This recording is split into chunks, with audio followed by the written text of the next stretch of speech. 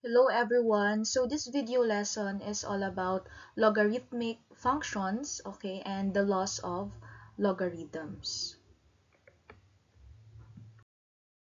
So first, what is logarithm? So it came from the word logos, which means proportion, okay, ratio or a word, okay, and also it came from the word arithmos, which means number. Okay, so this word was made by John Napier. Okay, so it is the exponent or power to which a base must be raised to yield a given number. Okay, so yung kapag may nakikita kayo na may log or something, yan yung logarithm na tinatawag natin. Okay, so ayan siya.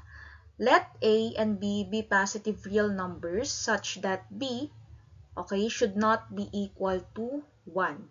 Okay, so the logarithm of A with log of A with base B is equal to A. Okay, so that base, yung B natin denoted by log, yan, base B, is defined as the number such that B is, okay, log of A with base B, okay, is the exponent that B must be raised to produce A. Okay? So, medyo nakakalito siya. Later, makikita ninyo when we have our example na. So, ito siya. Meron tayong tinatawag na logarithmic form, which is, ayan siya, nasusulat siya in this form. Okay, ito. So, log of A with base B is equal to C. Okay? So, logarithmic form siya. Ngayon, pwede natin siyang isulat into exponential form. So, paano siya mako-convert or matatransfer into exponential form? So, ito lang siya. B raised to C is equal to A. So, clearly, okay, yung base B natin dyan, siya pa rin yung base natin sa exponential form. Tapos, okay, yung number natin na A dito, mapupunta siya sa kabilang side ng equation. Tapos yung nandito, yung number natin dito, siya yung magiging exponent. Okay? So, parang babalik-balik ta rin lang natin. Okay? So, ito yung tandaan ninyo. Okay? So, in both the logarithmic and exponential forms, okay, B is the base. Kita nyo naman, same sila yung base, di ba? So, in the exponential form, C is an exponent. Ayan siya. Okay, C is an exponent. This implies that the logarithm is actually, okay, an exponent.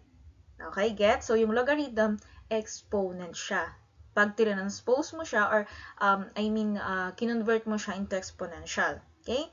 So, hence, logarithmic and exponential functions are inverses. Okay? Magkabaliktaran lang. So, in the logarithmic form, log of x with base b, okay, for example, x cannot be negative. Okay? So, kung may ganito tayo, okay, yung x daw, hindi daw siya pwedeng mag-negative. Okay? So, the value of log of x with base b can, however, yung value nila pwedeng maging negative. Okay? Diyan napapasok yung note natin dito. Okay? Yung note natin, there are some instances that you cannot transform a function. Okay? You cannot transform a function into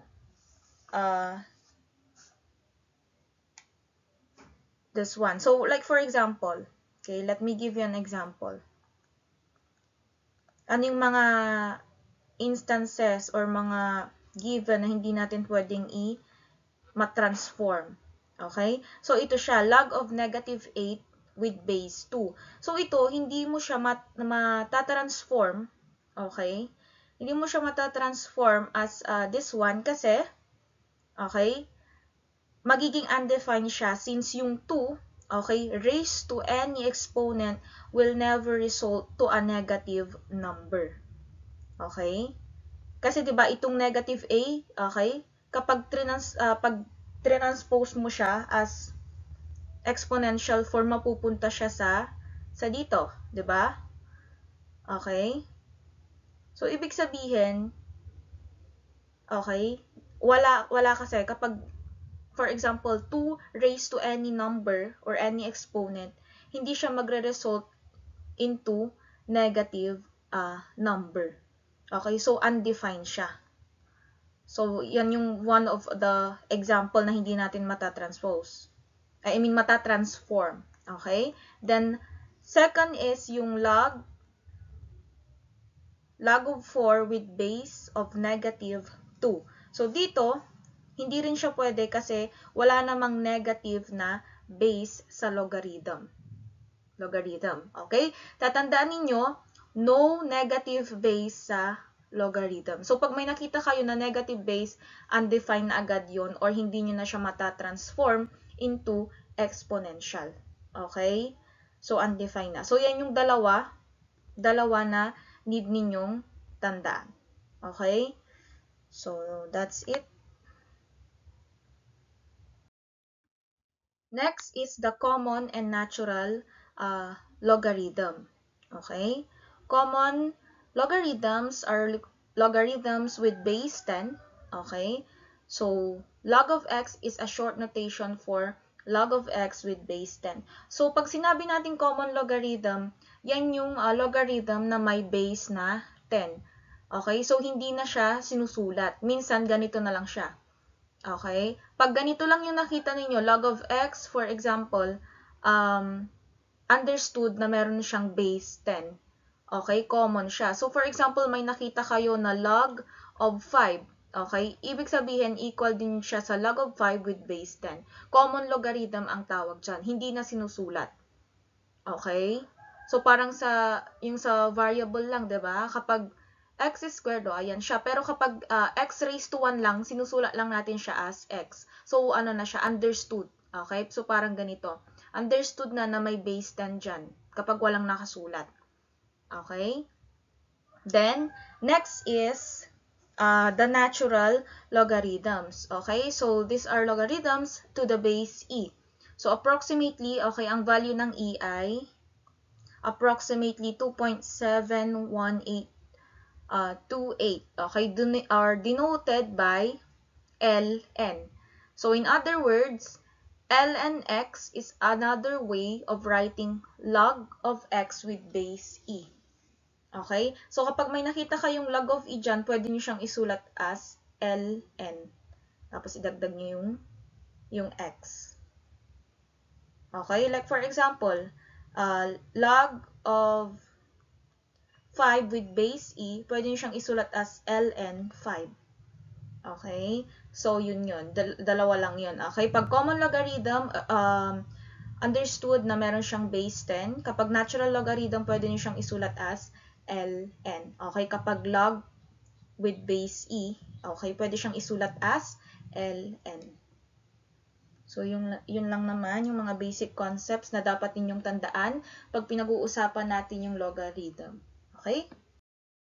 So, let's now move on with this one. Okay?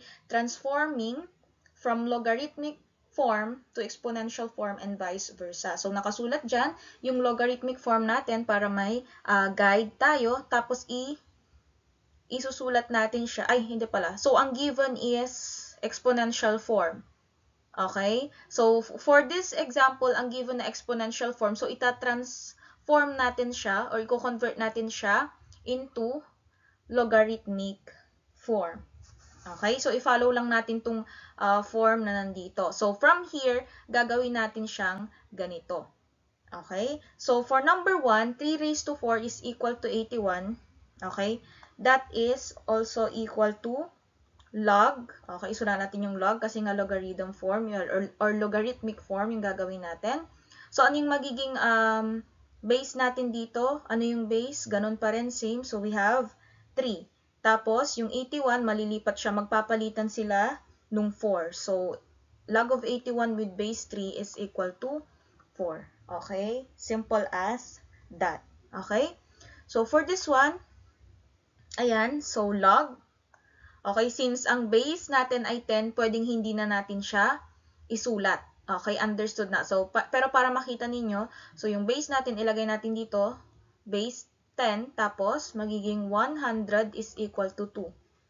Okay, or isulat ko na din yung walang base 10. Log, okay, of 100 is equal to 2.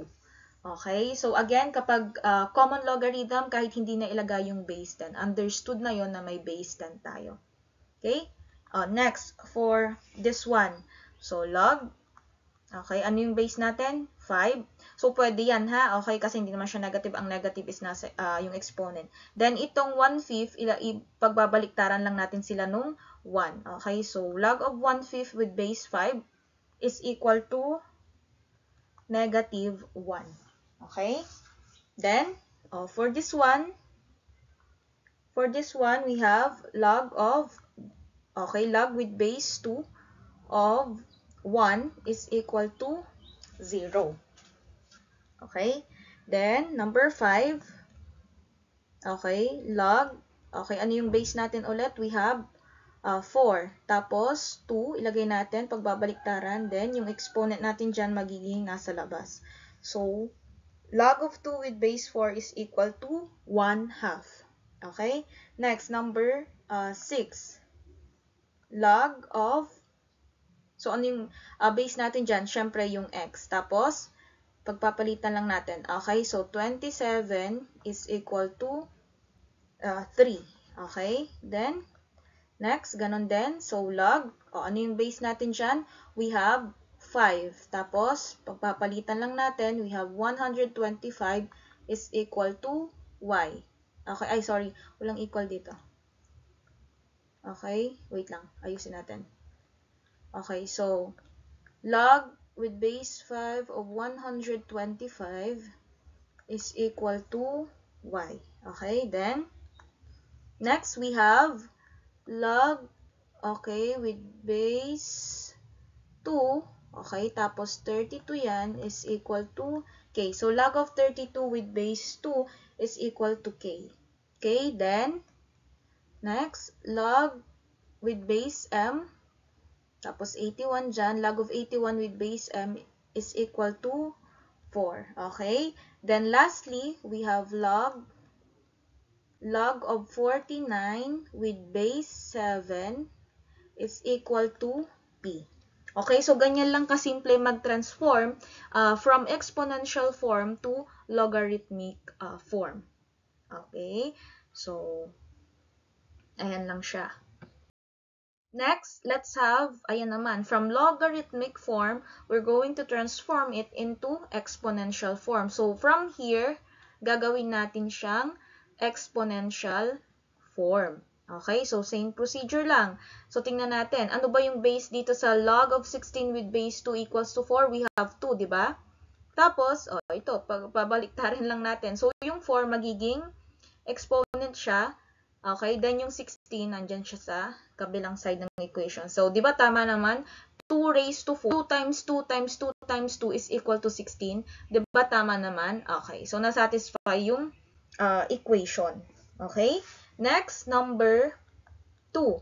So, ano yung base natin dyan? Log of 25 with base b is equal to 3. So, we have 5. Tapos, pagbabaliktaran lang ulit, magiging exponent yung nasa labas, then, equals 125. So, tama again, di ba? 5 raised to 3 is equal to 125. Okay? So, nasatisfy yung equation natin. So, ibig sabihin, tama siya. Okay? Next. So, ano yung base natin dito? Log of 49 with base b is equal to 2. So, we have 7. Okay? Tapos, pagpapalitan, we have 7 squared is equal to 49. Okay? So, yun yung exponential form natin. Next, we have log of 27 with base 3 is equal to 3. The base is 3. Okay? Exponent natin, yung nasa labas, we have 3 is equal to 27. Okay? Then, next, log of 1 over 16 with base 4 is equal to negative 2. So, ang base natin ay 4. Okay, tapos exponent ay negative 2 is equal to 1 over 16. Okay, so pag sinimplify niyo yan, masasatisfy yung, pag sinolve niyo yan, masasatisfy yung equation. Okay, next we have log of 64 with base x is equal to 3. Okay, so ang base natin ay x. Ang magiging exponent natin yung nandito sa other side ng equation, which is yung 3. So we have x cubed is equal to 64. Okay, ganun lang kasimple. Next, log of y with base 2 is equal to 5. So we have base 2, 5 will be our exponent, and then y will be here. Okay, so 2 raised to 5 is equal to y. Next, we have log of 81 with base a is equal to 4. So the base here is a, the exponent will be 4 equals 81. Okay, so next, number 9, log of k with base 7 is equal to 2. So yung base natin is 7. Yung exponent natin yung nasa labas, which is 2, is equal to k. Okay, so 7 squared is equal to k. Then lastly, we have log of 125 with base b is equal to 3. So our base here is m, right? Then our exponent is 3 equals, is equal to 125. Okay, so that's how you transform logarithmic form to exponential form. Okay, easy as that. You should know, you just have to master this one, yung form na ito at yung form na ito. Kahit pagbalik-balik ta rin man yan, kung alam niyo ito, okay, madali lang kayong mag-transform. Okay, so kayang-kaya yan. Okay? Okay, so next we have here finding the value of x. Okay, so paano natin nahanapin yung value ng x kapag given yung logarithmic form natin? So first, we have to transform them. Okay, transform the following logarithmic form into exponential form. Okay, so kanina lang yung ganun lang sa ginagawa natin. Okay, convert lang natin siya into exponential form. So yung number 1, okay, sulat natin yung number 1 dito. So, log of x with base 3 is equal to 4. So, paano siya isusulat into logarithmic form? Tingnan natin yung base. Paano siya isusulat into exponential form? Rather, so yung base natin ay 3. Then, yung 4 at saka yung x natin, pagbabaliktaran lang natin yan. So, yung 4, siya yung magiging exponent. Then, we have equals x. Okay? Tapos, isolve na natin. 3 raised to 4 or 3 times 3 times 3 times 3. Is equal to x. So, if isosolve natin yan, that is equal to 81. So, x is equal to 81. So, ganyan lang siya kasimple. Okay? So, yun yung answer natin sa number 1. Okay? Next, we have number 2. So, log of 8 with base x is equal to 3. Okay? So, yung base natin ay x. Yung exponent natin dyan, yung 3, equals 8. Okay? Tapos, ayan, parang gamitan natin siya ng one-to-one property. Okay? So, x cube isulat natin. Tapos, alam naman natin na yung 8, pwede siyang isulat as 2 cube. Okay? Para magkapareho ng exponent, pwede natin siyang i-cancel. Okay? Then, matitira yung x is equal to 2. So, therefore, our x is 2. Okay? So, ganyan lang siya kasimple. Okay? Next, number 3. So, log of 1 with base 6 is equal to x. Okay, transform muna natin siya into exponential form. So, ano yung base natin? We have 6. Exponent natin is x, right? It's equal to 1. Okay? It's equal to 1. So, again, gagamitan natin siya ng one-to-one property. So, iisip tayo kung paano natin mapapareho yung base nila. So, alam natin, okay, na kapag sinulat yung 1 in terms of 6, magiging 6 raised to 0. Kasi any number you raise, okay, to 0, that is equal to 1. Kaya, ayan siya. Yung 1 natin naging 6 raised to 0. Again, bakit natin ginawang ganyan? Kasi yung goal natin is yung para maging one-to-one siya. Okay, ma-apply natin yung one-to-one property. So, since same base na sila, pwede nyo na itong i-cancel, matitira na lang yung exponent. So, x is equal to 0. Okay, so x is equal to 0. Next, we have number 4. Log of 8 with base 1/2 is equal to x. Okay, so ito, pag i-convert natin siya into exponential form, magiging ganito yung itsura niya. So, yung base natin ay 1/2. yung exponent natin ay x is equal to 8. Okay? Right? Tapos, okay, pwede natin siyang isulat, yung 1/2 raised to x, pwede natin siyang isulat para maging whole number na siya. So, 2 magiging raised to negative 1 yan. Okay? Kasi yan, binabaliktad natin, 'di ba, kapag kapag negative yung exponent niya, kinukuha natin yung reciprocal tapos magiging positive na siya. So, kapag kinonvert mo to into positive, makukuha mo yung 1/2. So, ginawa lang natin siyang whole number para mas madali. Then, copy lang natin yung x. Okay, times x is equal to 8. Tapos, goal natin, kailangan ma-apply yung 1-to-1 property. Isip tayo ng number na para mapa-same base natin sila. So, 2 raised to, i-distribute nyo na ito. So, negative 1 times x is negative x is equal to, so, alam natin na yung 8, pwede siyang isulat as 2 cube. So, same base na sila. Okay, ibig sabihin, pwede nyo siyang i-cancel, matitira na lang yung exponents natin. So, negative x is equal to 3. So, hindi pa tapos dyan kasi nga, ang hinahanap lang natin ay x. So, kailangan ma-eliminate yung negative dyan. So, i-divide lang natin sila both side by negative 1. Okay, so makakancel na yan. Magiging x. Okay, x is equal to 3 divided by negative 1 is negative 3. So, our answer here is negative 3. Okay, then, next we have number 5. Okay, yung number 5 naman natin, okay, log of x with base b is equal to negative 2. So, yung base natin ay 5. Okay, yung exponent natin ay negative 2 is equal to x. Okay, then, okay, since negative nga yan, okay, negative yung exponent, gawin natin siyang positive. So, kukunin natin yung reciprocal ng 5. So, ang reciprocal ng 5 is 1 over 5, right? 5, tapos yung 2 dyan, nandito siya. So, yung negative 2 magiging positive 2 na is equal to x. So, hindi pa tapos, hindi pa siya nasa simplest form. So, 1 over 5 squared is 25. Okay? So, 25 is equal to x. So, ito na yung final answer natin. 1 over 25. Okay? So, x is equal to 1 over 25. So, ganun lang kung paano hanap ng value ng x, okay, kailangan natin siyang i-transform. Okay, kapag logarithmic form, pag naka-logarithmic form siya, kailangan natin siyang i-transform into exponential form muna. Okay? Next is, ito na yon, yung basic properties of logarithms. Okay?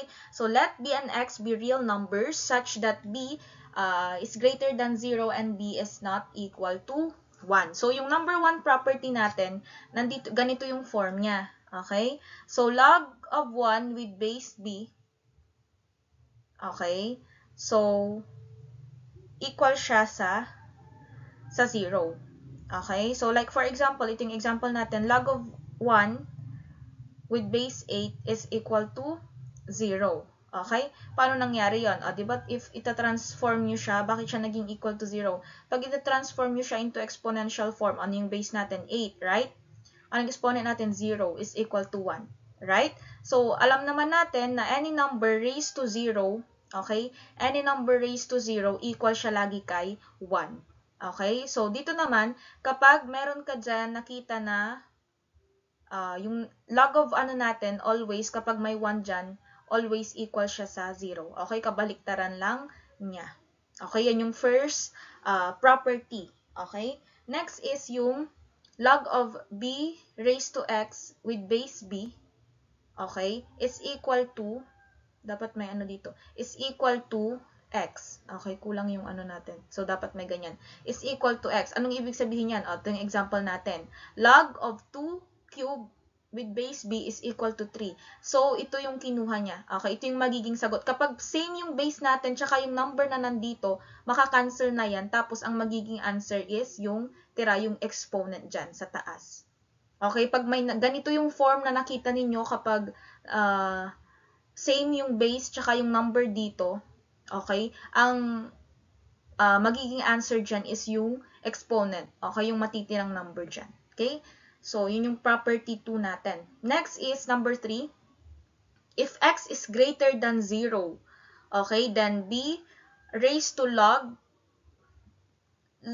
of b times x is equal to x. Okay? So, dito, parang parang same lang siya sa property 2. So, pag may nakita kayo, okay, na kapag same yung nandito na number, like for example, itong sample natin dito, same ito, tsaka yung log raised to cube niya dyan, makakancel na siya. Tapos, matitira yung nasa dulo, yun na yung magiging answer natin. Okay, to fully understand, ito yung example natin. So, use the basic properties of logarithms to find the value of the following logarithmic expressions. So, number 1 natin is log of 64 with base 4.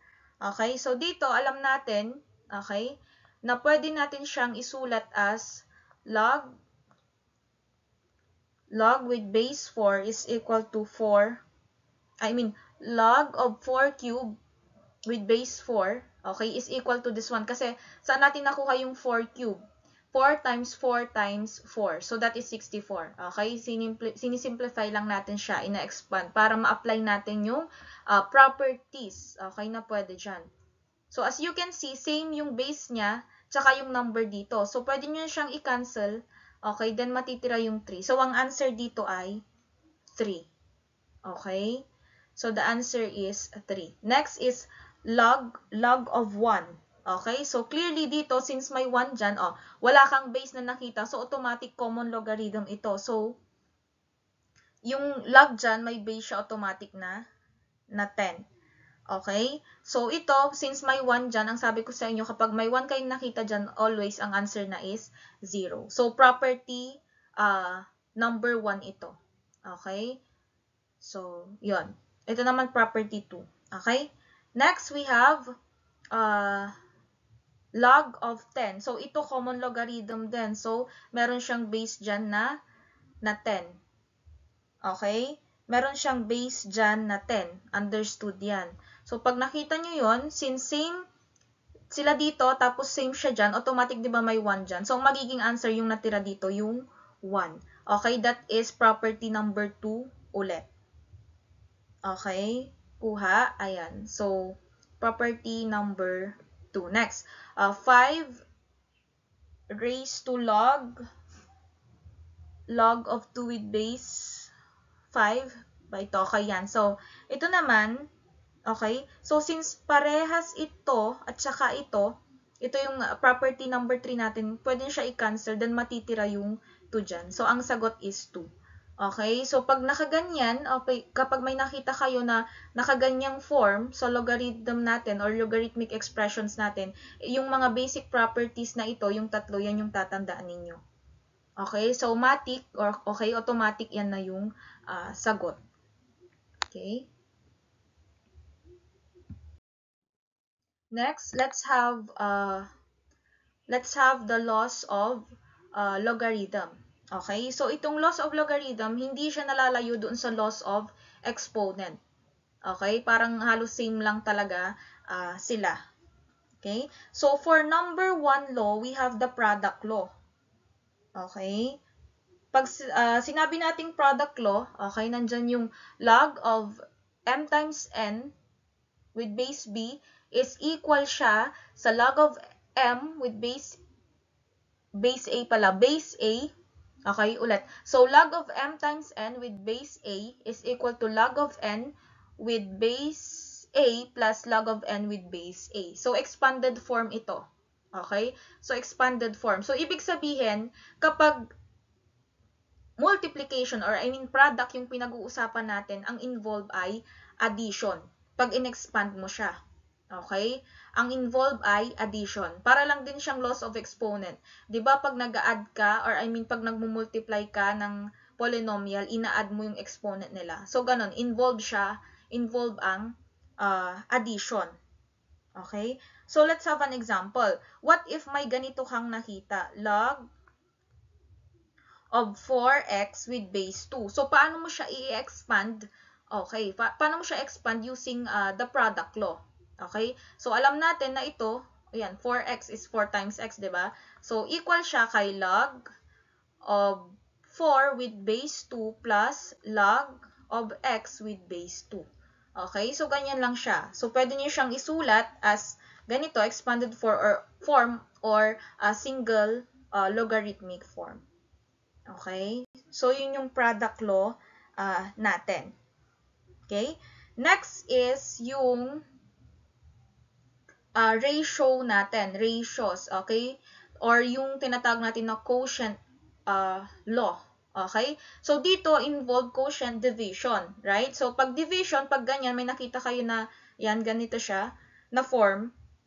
Kung kanina, sa product law, nag-add tayo, dito, mag-subtract tayo. Okay? So, log of m over n with base b is equal to log of m with base b minus log of n with base b. So, ano yung example natin na pwede dyan? So, for example, may nakita kayong ganito, log of 1 over 9 with base 3.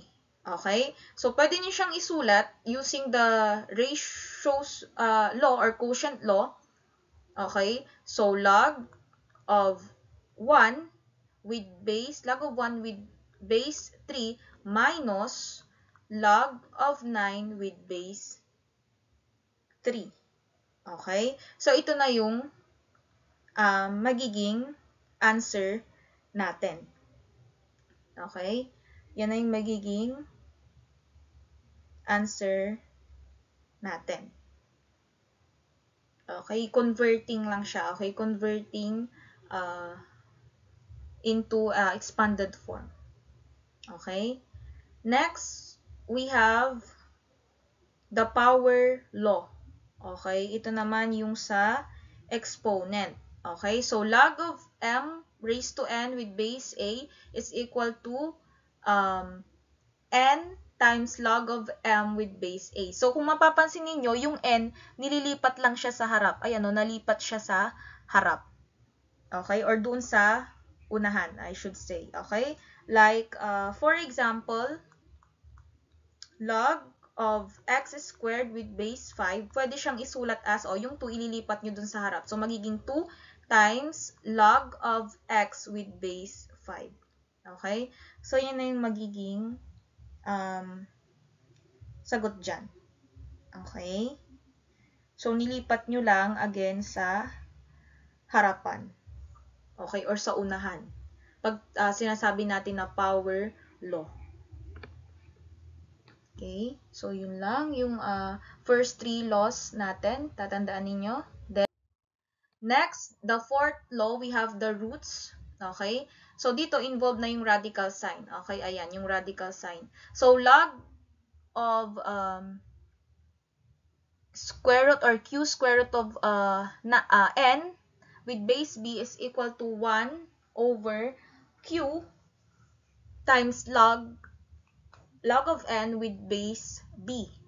Okay? So, ang example natin dyan, okay, ito, para mas clear sa inyo, log of,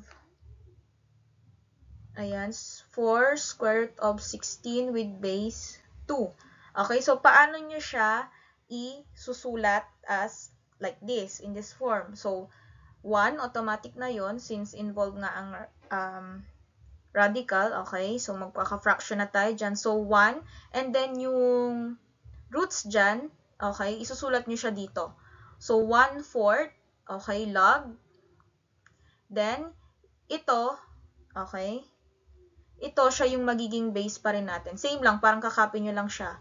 Log base 2, okay, tapos copy nyo yung nasa loob ng radical sign. So, log of 16 with base 2. So, ito na yung answer if you're going to write that in this form. Okay? Then, we have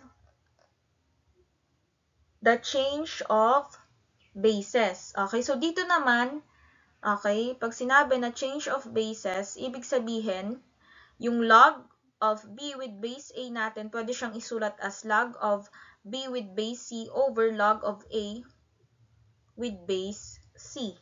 Okay? Like, for example, pag may nakita kayong ganito, Okay?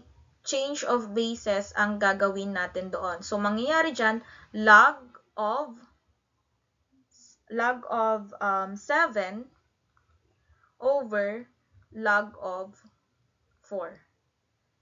Okay? Parang pinaghiwalay lang natin. Pinaghiwalay lang natin ito. Okay? So, kapag may ganito na sa choices, for example, na lumabas sa exam or something, pwedeng ito na yung sagot. Pero if ever ipapasimplify sa inyo, pwede nyo rin naman siyang i-calculator directly. So, i-type nyo lang sa calculator ninyo, may makikita kayong log doon sa calculator ninyo. I-type nyo lang ito, log of 7 divided by log of 4. Ang lalabas dyan ay 1.40. Okay? So, kung wala ito sa choices, kung decimal number or kung yung final answer yung nasa choices, lagi nyo siyang i-calculator na lang and then ito yung magiging answer. Pero again, if hindi naman sinasabi na i-simplify ninyo, yung final answer is ito. Okay? So, that's it for the laws of logarithm. Okay? So, let's have more examples to fully understand the laws of logarithms. Okay, so using the laws of logarithms, express the following as expanded logarithm. Okay, so we have here number 1, we have log of 5x. Okay, so in here, clearly na ang gagamitin natin ay yung rule, or I mean yung law number 1, which is the product law. So, 5x yan, so involve ang multiplication. So, ito, pwede natin siyang isulat into expanded form as log of 5 plus log of x. So, yan na yung magiging answer. Okay, log of 5 plus log of x. Okay, product law. Again, product law yung ating ginamit dito. Okay, next we have number 2, log of 7 over x. So, ratio ito. Okay, fraction. So, involve ang division. So, pag division or quotient siya, log of 7 minus, okay, kung kanina addition, ngayon subtraction, log of x. So, log of 7 minus log of x is equal to log of 7 over x. Okay, so ganyan lang siya. Yan yung law number 2 natin. Okay, next we have number 3. So, log of ab squared with base 9. Dito, combination ito ng product and power law.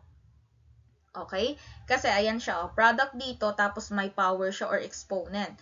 So, we can write that as log of a with base 9 plus log of b squared with base 9. Okay? So, hindi pa ito yung final answer natin kasi nga, yan o, may exponent pa siya. So, anong gagawin natin? Based doon sa power law natin, ilipat natin siya sa harapan, sa unahan. Okay? So, we have log of a with base 9 plus 2. Okay? Nilipat lang natin yung exponent. 2 times log of b with base 9. So, ito na yung magiging final answer natin for number 3. Okay? Again, anong in-apply natin na law dito? Law number 1 and law number 3, which is yung product and power law. Okay? Product and power law. Okay? Next, we have here number 4, log of x times y over z squared with base 3. Okay? So, ito naman, combination siya ng 1, 2, and 3. Okay? So, pwede natin siyang isulat as ganito. Log of x with base 3 plus log of y with base 3 minus log of z squared with base 3. So, hindi pa natatapos dyan kasi nga may exponent pa. Okay, kailangan natin siyang ilipat dito sa harapan. So, copy lang natin itong mga to. Log of x with base 3 plus log of y with base 3 minus yung 2 ilagay sa harapan, then copy. Log of z, 2 times log of z with base 3. So, ito na yung magiging final answer natin. Okay? So, ganun lang siya kasimple. Kailangan lang talaga memorize ninyo yung different laws natin. Okay? Next, ito kabaliktaran naman. So, using the laws of logarithms, express the following as single logarithm. Okay? So, kanina, pinahaba natin. Ngayon, papaikliin naman natin. Okay? So, for number 1, we have log of 5 plus log of x. So, since nakita ninyo dyan, plus yan, ibig sabihin, product law. Okay? So, pwede natin siyang isulat as log of 5x. Okay? Simple as that. Okay? Log of 5x. So, understood, ito ay common logarithm kasi wala siyang base. Okay? Given na yun. So, base 10 siya. Pero kahit hindi na siya isulat since it's a common logarithm. So, log of 5x. Okay? Next, we have log of 7 with base 5.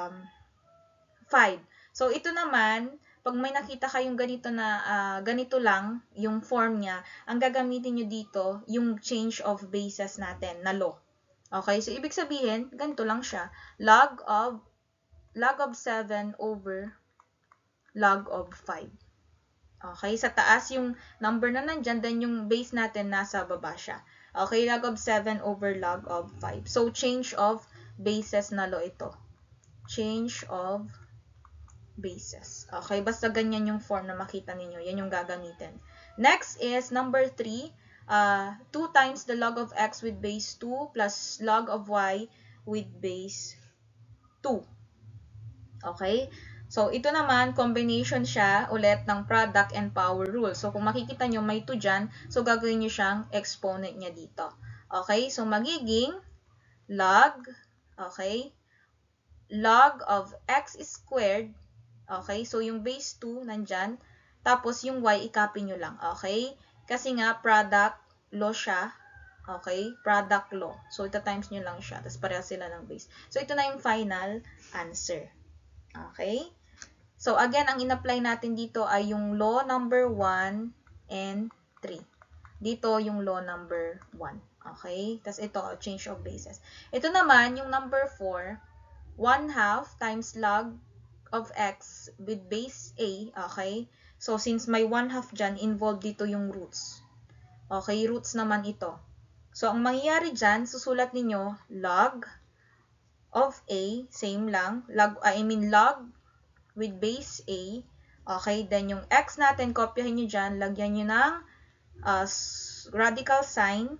Okay, tapos yung, since 1/2 yan, yung 2 dyan, nandyan sa kabila. So, ito, roots naman ito, yung law of roots. Okay, wait lang, ayusin ko lang to. Medyo, Okay, so base a, tapos, we have x. Yung 2, nandito siya ha, nandito sa, yan. Okay? So, parang square root of roots of, x. Okay? So, ayun lang. So, tatandaan ninyo lagi yung mga laws para mas madali nyo siyang ma-solve kapag may nakita kayong expression na ganito. Okay?